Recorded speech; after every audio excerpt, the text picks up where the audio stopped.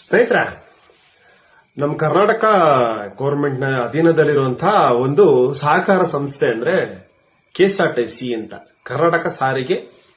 ಕರ್ನಾಟಕ ರಸ್ತೆ ಸಾರಿಗೆ ಸಂಸ್ಥೆ ಅಂತೇಳಿ. ಸ್ನೇಹಿತರೆ, ಯಾಕೆ ಈ ವಿಚಾರ ಮಾತಾಡ್ತಾ ಇದ್ದೀನಿ ಅಂತ ಹೇಳಿದ್ರೆ, ಇದರಲ್ಲಿ ಇರುವಂತಹ ಎಂಪ್ಲಾಯಿಗಳ ಬಗ್ಗೆ ಮತ್ತೊಂದು ವಿಡಿಯೋ ಮಾಡೋಣ. ಅದಕ್ಕೂ ಮುಂಚೆ ಕರ್ನಾಟಕ ಸಾರಿಗೆ ಸಂಸ್ಥೆಯ ಕೆಲವು ನ್ಯೂನತೆಗಳ ಬಗ್ಗೆ, ಅದು ಎಸ್ಪೆಷಲಿ ಬಸ್ಗಳ ನ್ಯೂನತೆಗಳ ಬಗ್ಗೆ ಒಂದು ವಿಡಿಯೋ ಮಾಡಬೇಕು ಅಂತ ತುಂಬಾ ದಿವಸಗಳ ಒಂದು ಬೇಡಿಕೆ ಇತ್ತು. ಅದು ಇವತ್ತು ಮಾಡ್ತಾ ಇದ್ದೀನಿ ಸ್ನೇಹಿತರೆ.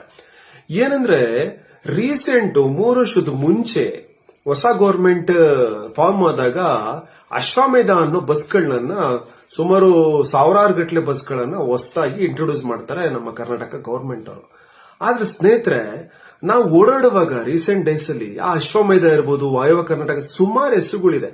ಸೊ ವೋಲ್ವೋ ಬಸ್ ಬಿಟ್ಬಿಟ್ಟು ಮಾತಾಡ್ತಾ ಇರೋದು ನಾನು. ಯಾಕಂದ್ರೆ ಪ್ರೈವೇಟ್ ಬಸ್ ಅಲ್ಲಿ ಇರುವಂತಹ ಕೆಲವು ಫೆಸಿಲಿಟೀಸ್ಗಳು ನಮ್ಮ ಈ ಬಸ್ಗಳಲ್ಲಿ ಸಿಗ್ತಾ ಇಲ್ಲ. ಅಂದ್ರೆ ಈ ಬಸ್ಗಳಲ್ಲಿ ಬಿಲ್ಡಿಂಗ್ ಕ್ವಾಲಿಟಿ ಚೆನ್ನಾಗಿರುತ್ತೆ, ಒಳ್ಳೆ ಲೈಲ್ಯಾಂಡ್ ಗಾಡಿಗಳು, ಐಚರ್ ಗಾಡಿಗಳು, ಟಾಟಾ ಗಾಡಿಗಳನ್ನ ಕೊಡ್ತಾ ಇದ್ದಾರೆ. ಆದ್ರೆ ಮೇಜರ್ ಏನಂದ್ರೆ, ಇಲ್ಲಿ ಒಬ್ರು ಡ್ರೈವರ್ ಇರ್ತಾರೆ, ಒಬ್ರು ಕಂಡಕ್ಟರ್ ಇರ್ತಾರೆ. ಆದ್ರೆ ಇವ್ರಿಗೆ ರೂಟ್ಗಳು ಜಾಸ್ತಿ ಆಗ್ತಾ ಇದೆಯಾ ಅಥವಾ ಸ್ವಚ್ಛತೆಗೆ ಟೈಮಿಂಗ್ ಕೊಡಕ್ ಆಗ್ತಾವ? ಯಾಕಂದ್ರೆ ಒಳಗಡೆ ಬಸ್ ಒಳಗಡೆ ಕುತ್ಕೊಂಡಿದ್ದಾಗ ಅಟ್ಲೀಸ್ಟ್ ಡ್ರೈವಿಂಗ್ ಮಾಡ್ತಿರೋ ಡ್ಯಾಶ್ ಬೋರ್ಡ್ಗಳು ಇರ್ಬೋದು, ಅಥವಾ ನಾವು ವಿಂಡೋಸ್ ಹತ್ರ ಕುತ್ಕೊಳ್ಳೋ ಮೇಲ್ಗಡೆ ಫುಟ್ಬಾಲ್ಗಳು ಇರ್ಬೋದು, ಅಥವಾ ಕೆಳಗಡೆ ಏನ್ ಇನ್ನರ್ ಪಾರ್ಟ್ ಏನು ಒಂದು ನಾವು ಕಾಲಿಕೊಳ್ಳುವಂತ ಜಾಗ ಇರ್ಬೋದು. ಎಷ್ಟು ಗಲೀಜಾಗಿರುತ್ತೆ ಅಂದ್ರೆ ಸ್ನೇಹಿತರೆ, ಯಾಕಿದು ಹೇಳ್ತಾ ಇದೀನಿ ಅಂದ್ರೆ ಸ್ನೇಹಿತರೆ, ನಾನು ಇದು ಯಾವುದೇ ಡ್ರೈವರ್ ಹಾಗೂ ಕಂಡಕ್ಟರ್ ವಿರೋಧವಾಗಿ ನಾನು ಈ ವಿಡಿಯೋ ಮಾಡ್ತಾ ಇಲ್ಲ. ಸರ್ಕಾರ ಇವ್ರಿಗೆ ಆ ಸವಲತ್ತು ಕೊಡ್ತಾ ಇಲ್ವಾ? ಅಥವಾ ಡಿಪೋಗಳಲ್ಲಿ ನಮ್ಮ ಬಸ್ಗಳನ್ನ ಸ್ವಚ್ಛತೆ ಮಾಡಕ್ಕೆ ಪ್ರಾವಿಷನ್ಸ್ ಇಲ್ವಾ? ಯಾಕಂದ್ರೆ ಸ್ನೇಹಿತರೆ, ಅಶ್ವಮೇಧ ಅನ್ನೋ ಬಸ್ಗಳನ್ನ ಬಿಟ್ಟು ಪ್ರಯಾಣ ಪುನರಾರಂಭ ಅಂತ ಹೇಳ್ಬಿಟ್ಟು ಒಂದು ಟ್ಯಾಗ್ಲೈನ್ ಹಾಕ್ತಾರೆ ಈ ಬಸ್ಗಳಲ್ಲಿ. ಬಂದು 3 ರಿಂದ 4 ವರ್ಷ ಆಗಿಲ್ಲ ಸ್ನೇಹಿತರೆ. ಇವ್ರು ಏನ್ ಮಾಡ್ತಾರೆ, 8 ರಿಂದ 10 ಲಕ್ಷ ಓಡಿಸಿದಾಗ ಅದನ್ನ ಸ್ಕ್ರಾಪ್ ಅಂತ ಡಿಕ್ಲೇರ್ ಮಾಡ್ತಾರೆ. ಯಾರು? ಗೌರ್ಮೆಂಟ್ ಬಸ್ಗಳು ಸ್ಟೋರಿ ಹೇಳ್ತಾರೆ ನಾನು. ಅದೇ ಒಬ್ಬ ಪ್ರೈವೇಟ್ ಬಸ್ ಅಲ್ಲಿ ಒಬ್ಬ ಕ್ಲೀನರ್ ಇರ್ತಾನೆ, ಒಬ್ಬ ಕಂಡಕ್ಟರ್ ಇರ್ತಾರೆ, ಒಬ್ರು ಡ್ರೈವರ್ ಇರ್ತಾರೆ. ಸೊ ಅವ್ರಿಗೆ ಬೆಳಗ್ಗೆ ಏನಿರುತ್ತೆ, ಅಟ್ಲೀಸ್ಟ್ 4 ವೀಲ್ಗಳಿಗೆ ನೀರ್ ಹಾಕೊಂಡು, ಅಥವಾ ಫ್ರಂಟ್ ಗ್ಲಾಸ್ ಒರೆಸ್ಕೊಂಡು, ಅಥವಾ ಒಳಗಡೆ ನೀಟಾಗಿ ಕಸ ಹೊಡ್ಕೊಂಡು ಅವ್ರ ದಿನ ಸ್ಟಾರ್ಟ್ ಮಾಡ್ಬೇಕು. ಯಾಕಂದ್ರೆ ಅವ್ರಿಗೆ ಅವ್ರದೇ ಆದಂತ ರಿಸ್ಟ್ರಿಕ್ಷನ್ಸ್ ಇರುತ್ತೆ ಓನರ್ ಕಡೆಯಿಂದ. ಯಾಕಂದ್ರೆ ನೀನ್ ಹಿಂಗೆ ಮೇಂಟೈನ್ ಮಾಡ್ಬೇಕು ಅಂತೇಳಿ. ಆದ್ರೆ ನಮ್ಮ ಸಾರಿಗೆ ಸಂಸ್ಥೆ, ಕರ್ನಾಟಕ ಸಾರಿಗೆ ಸಂಸ್ಥೆಯಲ್ಲಿ ಏನಾಗ್ತಿದೆ, ಇದು ಡ್ರೈವರ್ ಪ್ರಾಬ್ಲಮ್ಸಾ, ಕಂಡಕ್ಟರ್ ಪ್ರಾಬ್ಲಮ್ಸಾ, ಅಥವಾ ಈ ಸಹಕಾರ ಸಂಸ್ಥೆದ ಪ್ರಾಬ್ಲಮ್ಸ್ ಅಂತ.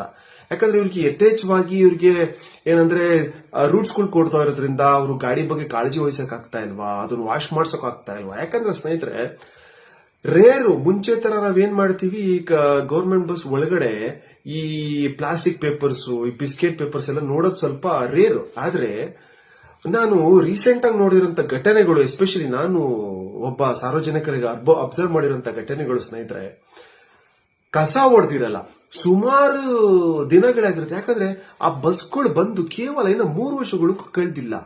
ಅಟ್ಲೀಸ್ಟ್ ಅಲ್ಲೆಲ್ಲ ಒಂದು ಫಸ್ಟ್ ಏಜ್ ಬಾಕ್ಸ್ ಇರುತ್ತೆ ರೈಟ್ ಸೈಡ್ ಅಲ್ಲಿ, ಅದ್ರ ಲಾಕ್ ಓಪನ್ ಆಗಿರುತ್ತೆ, ಅದ್ರ ಲಾಕ್ ಕ್ಲೋಸ್ ಮಾಡಿರಲ್ಲ.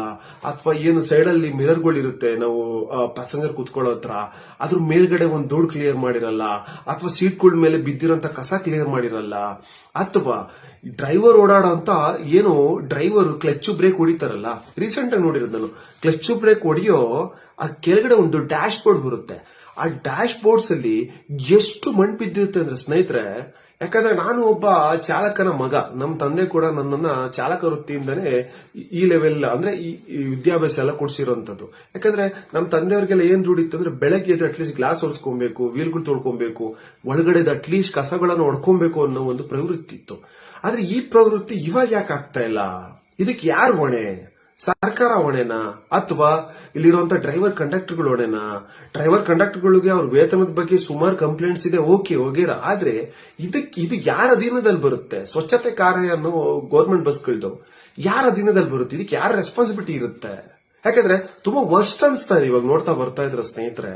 ಒಳಗಡೆ ಕುತ್ಕೊಳ್ಳಕ್ಕೆ ಒಂಥರ ಅಸಹ್ಯ ಅನಿಸ್ತಾ ಇದೆ. ನಾನು ರೀಸೆಂಟ್ ಆಗಿ ಬಂದಿದ್ದು ನಿನ್ನೆ ಗೌರ್ಮೆಂಟ್ ಬಸ್ ಅಲ್ಲಿ ಬಂದಾಗ ನಾನು ಬೆಂಗಳೂರಿಂದ ಸ್ನೇಹಿತರೆ, ನಾನು ಹೇಳಿದ್ನಲ್ಲ, ಅವ್ರು ಹೊಡೆಯೋ ಬ್ರೇಕ್ ಕ್ಲಚ್ ಡ್ಯಾಶ್ ಬೋರ್ಡ್ ಹತ್ರನೂ ಕ್ಲೀನ್ ಮಾಡ್ಕೊಂಡಿದ್ದಲ್ಲ. ಯಾರಿದು? ಡಿಪೋದವ್ರ ಪ್ರಾಬ್ಲಮ್? ಯಾರ ಪ್ರಾಬ್ಲಮ್ ಅಂತ ಅನ್ಸುತ್ತೆ ಸ್ನೇಹಿತರೆ? ನಿಮ್ಮ ಅನಿಸಿಕೆ ಇದ್ರ ಬಗ್ಗೆ ತಿಳಿದ್ರೆ ದಯಮಾಡಿ ಕಮೆಂಟ್ ಸೆಕ್ಷನ್ ಅಲ್ಲಿ ಕಮೆಂಟ್ ಮಾಡಿ ತಿಳಿಸಿ ಸ್ನೇಹಿತರೆ.